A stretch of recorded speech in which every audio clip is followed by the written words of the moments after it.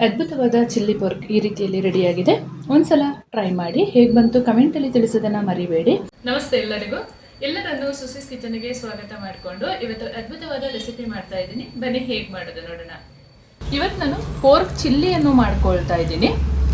ಈ ಥರ ಪೀಸಸನ್ನು ತೊಗೊಂಡು ಬಂದಿದ್ದೀನಿ. ಇದನ್ನು ಮಧ್ಯಕ್ಕೆ ಕಟ್ ಮಾಡ್ಕೊಳ್ಳೋಣ. ಸ್ವಲ್ಪ ದಪ್ಪ ದಪ್ಪನೇ ಬೇಯಿಸ್ಕೊಳ್ಳುವಂಥದ್ದು. ಬೇಯಿಸ್ಕೊಂಡು ಆದ ಮೇಲೆ ಸಣ್ಣದಾಗಿ ಕಟ್ ಮಾಡಿಕೊಂಡು ಪೋರ್ಕ್ ಚಿಲ್ಲಿಯನ್ನು ಮಾಡ್ಕೊಳ್ಳುವಂಥದ್ದು. ನನ್ನ ಚಾನಲ್ಗೆ ನೀವು ಫಸ್ಟ್ ಟೈಮ್ ನೋಡೋದಾದರೆ ಪ್ಲೀಸ್ ಸಬ್ಸ್ಕ್ರೈಬ್ ಮಾಡ್ಕೊಳ್ಳಿ.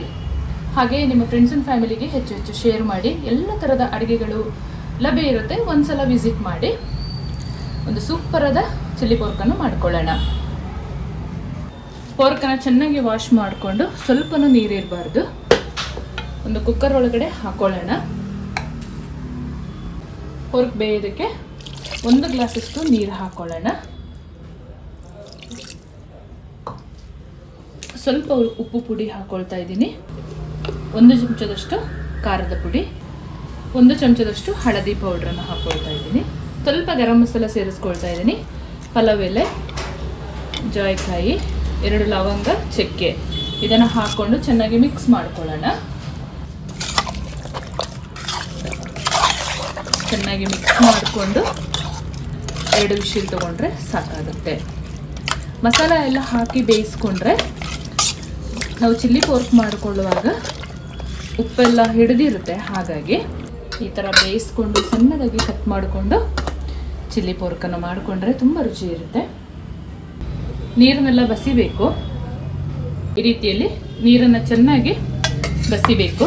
ಕಟ್ ಮಾಡ್ಕೊಳ್ಳೋಕ್ಕೆ ಈಸಿ ಆಗುತ್ತೆ. ಸಣ್ಣ ಸಣ್ಣದಾಗಿ ಕಟ್ ಮಾಡ್ಕೊಳ್ಳೋಣ. ಇವಾಗ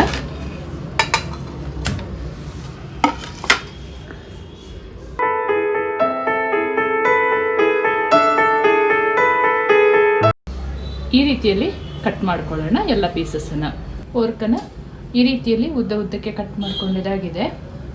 ಇವಾಗ ಫ್ರೈ ಮಾಡ್ಕೊಳ್ಳೋಣ. ಒಂದು ಪಾತ್ರೆ ಬಿಸಿಗೆ ಇಟ್ಕೊಂಡಿದ್ದೀನಿ. ಸ್ವಲ್ಪ ದೊಡ್ಡ ಪಾತ್ರೆ, ದಪ್ಪ ತಳದೆ ಇಟ್ಕೊಳ್ಳಿ. ಫ್ರೈ ಮಾಡೋಕ್ಕೆ ಈಸಿ ಆಗುತ್ತೆ. ನಾನು ತೊಗೊಂಡಿರುವ ಪೋರ್ಕಲ್ಲಿ ಸ್ವಲ್ಪವೂ ಆಯಿಲ್ ಇಲ್ಲ, ಹಾಗಾಗಿ ಸ್ವಲ್ಪ ಆಯಿಲನ್ನು ಬಳಸ್ತಾ ಇದ್ದೀನಿ. ಇನ್ಕೇಸ್ ಜಾಸ್ತಿ ಆಯಿಲ್ ಇದ್ದರೆ ಸ್ವಲ್ಪ ಫ್ರೈ ಮಾಡ್ತಾ ಇರುವಾಗ ಅದು ಆಯಿಲ್ ಬಿಡೋಕ್ಕೆ ಸ್ಟಾರ್ಟ್ ಆಗುತ್ತೆ. ಅದನ್ನು ತೆಗೆದಿಟ್ಕೊಳ್ಬೇಕು. ನೀವು ಅದನ್ನು ಫ್ರೈಗೆ ಹಾಕೋಬಾರ್ದು, ಆವಾಗ ಮಸಾಲೆ ಎಲ್ಲ ಚೆನ್ನಾಗಿ ಹಿಡಿಯಲ್ಲ. 1 ಚಮಚದಷ್ಟು ಎಣ್ಣೆ ಹಾಕ್ಕೊಳ್ತಾ ಇದ್ದೀನಿ ನಾನು. ಎಣ್ಣೆ ಬಿಸಿಯಾಗಿದೆ.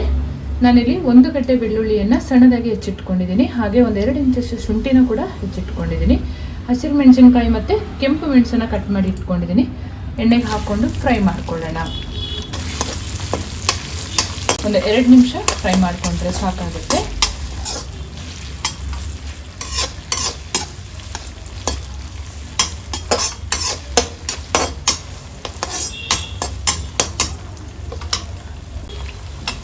ಒಂದು 10 ಗಾಂಧಾರಿ ಮೆಣಸನ್ನು ಸೇರಿಸ್ಕೊಳ್ತಾ ಇದ್ದೀನಿ. ನಿಮ್ಮ ಮನೆಯಲ್ಲಿ ಇದ್ರೆ ಹಾಕ್ಕೊಳ್ಳಿ, ಇಲ್ಲ ಅಂತ ಹೇಳಿದರೆ ಹಸಿರು ಮೆಣಸಿನಕಾಯಿಯನ್ನು ಜಾಸ್ತಿ ಹಾಕ್ಕೊಳ್ಳಿ. ಗಾಂಧಾರಿ ಮೆಣಸು ಹಾಕಿದರೆ ತುಂಬ ರುಚಿ ಕೊಡುತ್ತೆ. ಹಾಗಾಗಿ ಕರಿಬೇವು ಸೊಪ್ಪನ್ನು ಹಾಕ್ಕೊಳ್ತಾ ಇದ್ದೀನಿ.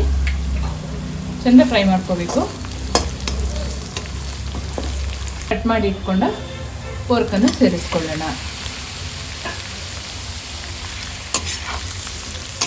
ನಿಧಾನ ಉರಿಯಲ್ಲಿ ಚೆಂದ ಮಿಕ್ಸ್ ಮಾಡ್ತಾ ಫ್ರೈ ಮಾಡ್ಕೊಳ್ಬೇಕು.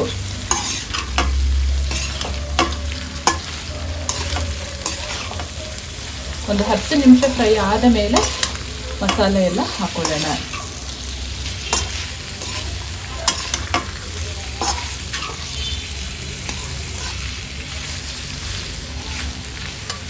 ಒಂದು 10 ನಿಮಿಷ ಫ್ರೈ ಆಗುವಾಗ 1 ಚಮಚದಷ್ಟು ಪುಡಿ ಉಪ್ಪನ್ನು ಸೇರಿಸ್ಕೊಳ್ತಾ ಇದ್ದೀನಿ. ಚೆಂದ ಮಿಕ್ಸ್ ಮಾಡ್ಕೊಳ್ಳೋಣ.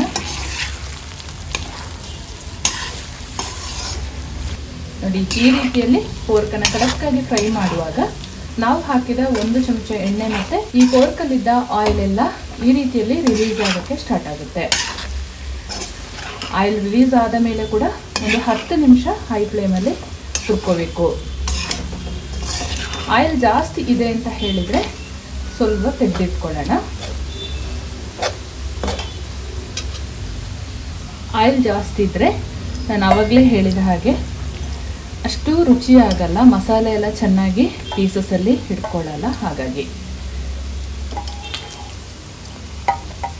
ಈ ರೀತಿಯಲ್ಲಿ ತೆಗೆದಿಟ್ಕೊಳ್ಳೋಣ.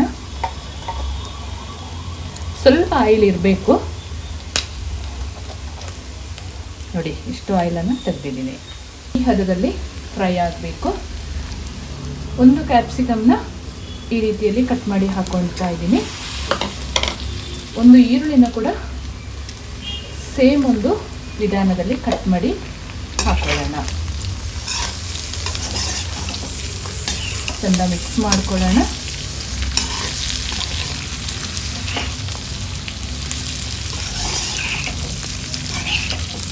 ನಾನಿವತ್ತು ಮಸಾಲೆ ಅಂದರೆ ನಮ್ಮ ಕಪ್ಪು ಮಸಾಲೆನ ಹಾಕಿ ಮಾಡ್ಕೊಳ್ತಾ ಇದ್ದೀನಿ. ಎಕ್ಸ್ಟ್ರಾ ಏನು ಧನಿಯಾ ಪುಡಿ ಅದೆಲ್ಲ ಹಾಕೊಳ್ಳಲ್ಲ.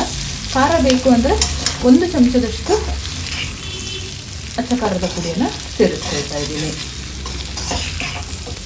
ಚೆಂದ ಒಂದು 5 ನಿಮಿಷ ಫ್ರೈ ಮಾಡ್ಕೊಳ್ಳೋಣ. ಈ ರೀತಿಯಲ್ಲಿ ಕ್ಯಾಪ್ಸಿಕಮ್ ಮತ್ತು ಈರುಳ್ಳಿ ಫ್ರೈ ಆಗುವಾಗ 1 ಚಮಚದಷ್ಟು ಅಚ್ಚ ಖಾರದ ಪುಡಿಯನ್ನು ಸೇರಿಸ್ಕೊಳ್ತೀನಿ. ನೀವು ಕಂಪ್ಲೀಟಾಗಿ ಗಾಂಧಾರಿ ಮೆಣಸು ಇಲ್ಲ ಹಸಿರು ಮೆಣಸಿನಕಾಯಿ ಸಾಕು ಅಂದರೆ ಪರವಾಗಿಲ್ಲ, ಅಚ್ಚ ಖಾರದ ಪುಡಿನ ಸ್ಕಿಪ್ ಮಾಡ್ಬೋದು. ಚೆಂದ ಮಿಕ್ಸ್ ಮಾಡಿಕೊಂಡು ಕಾಜನ್ ಪುಡಿಯನ್ನು ಸೇರಿಸ್ಕೊಳ್ತೀನಿ. ನೀವು ಬೇಕಿದ್ರೆ ಸೋಯಾ ಸಾಸ್ ಕೂಡ ಹಾಕೋಬೋದು. ನಾನಿವತ್ತು ಹಾಕೊಳ್ತಾ ಇಲ್ಲ. ಪುಳಿಗೆ ಬೇಕಾದರೆ ನೀವು ಲೆಮನನ್ನು ಯೂಸ್ ಮಾಡಿ. ನಾನು ಕಾಜನ್ ಪುಡಿ ಯೂಸ್ ಮಾಡ್ತಾ ಇದ್ದೀನಿ. ಕಾಜನ್ ಪುಡಿ ಅಂದರೆ ಬ್ಲ್ಯಾಕ್ ವಿನಿಗರ್ ಅಷ್ಟೇ.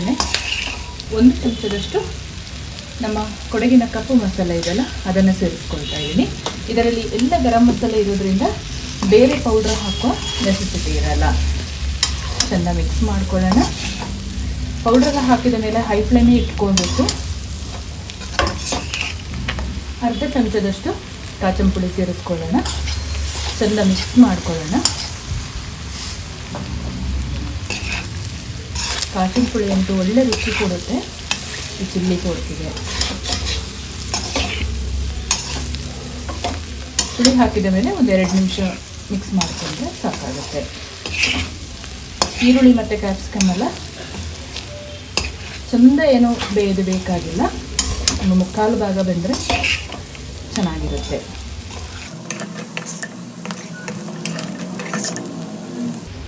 ಈ ರೀತಿಯಲ್ಲಿ ರುಚಿಯಾದ ಪೋರ್ಕ್ ಚಿಲ್ಲಿ ರೆಡಿಯಾಗಿದೆ.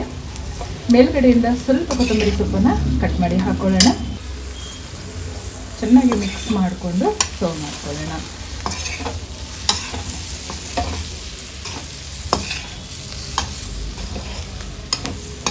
ನೋಡಿ, ಈ ರೀತಿಯಲ್ಲಿ ರೆಡಿ ಮಾಡ್ಕೊಂಡಿರಬೇಕು. ಈ ರೀತಿಯಲ್ಲಿ ನಮ್ಮ ಅದ್ಭುತವಾದ ಚಿಲ್ಲಿ ಪೋರ್ಕ್ ರೆಡಿಯಾಗಿದೆ. ಟೇಸ್ಟ್ ಮಾಡೋಣ. ರುಚಿಯಾಗಿ ಸುಲಭವಾಗಿ ಮಾಡುವಂಥ ನಮ್ಮ ಚಿಲ್ಲಿ ಪೋರ್ಕ್ ಈ ರೀತಿಯಲ್ಲಿ ರೆಡಿಯಾಗಿದೆ. ಒಂದ್ಸಲ ಟ್ರೈ ಮಾಡಿ ನೀವು ಹೇಗೆ ಬಂತು ಕಮೆಂಟಲ್ಲಿ ತಿಳಿಸೋದನ್ನು ಮರಿಬೇಡಿ. ಪೋರ್ಕ್ ತಿನ್ನುವರೆಗಷ್ಟೇ ಹೇಳ್ತಾ ಇರೋದು ನಾನು. ಮುಂದೆ ಅದ್ಭುತವಾದ ಹೊಸ ಅಡುಗೆಯೊಂದಿಗೆ ನಿಮ್ಮನ್ನು ಭೇಟಿ ಮಾಡ್ತೀನಿ. ಅಲ್ಲಿವರೆಗೂ